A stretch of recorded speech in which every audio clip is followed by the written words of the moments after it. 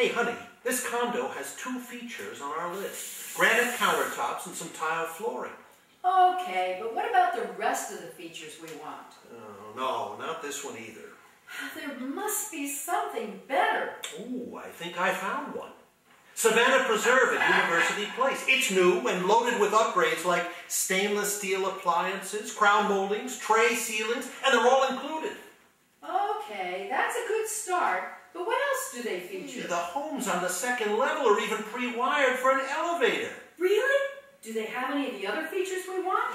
Well, let's see. They have double pane windows, all block construction, 10 inches of concrete between the floors. Wow, I haven't heard of that before. Savannah Preserve is located in the University Park area. You know, where all the new shopping and the restaurants are.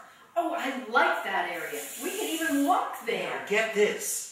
Savannah Preserve is including a $10,000 European vacation if you close by year end.